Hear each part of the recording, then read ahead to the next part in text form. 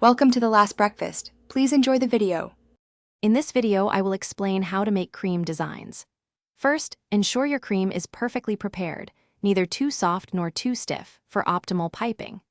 Next, gather your essential tools: a sturdy piping bag, a coupler, and a selection of piping tips, such as star, round, and petal designs. Finally, begin by practicing simple shapes on a flat surface to develop your hand control and consistency before moving to more intricate patterns. To achieve beautiful cream designs, selecting the right tools is paramount. Opt for a strong piping bag, whether it's a disposable plastic one or a reusable canvas type, ensuring it won't burst under pressure.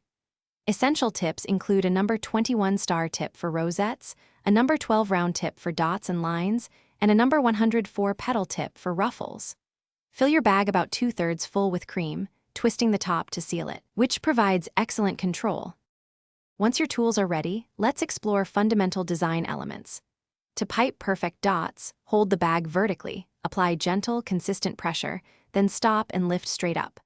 For smooth lines, maintain even pressure and a steady hand movement across your surface.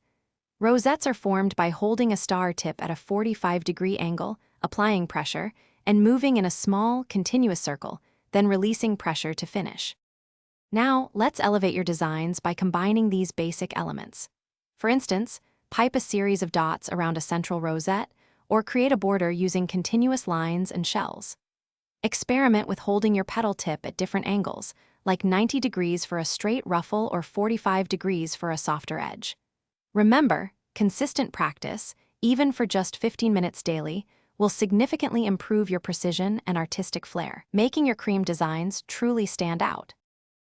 Thanks for watching. If this was helpful, leave a like and consider subscribing. See you next time.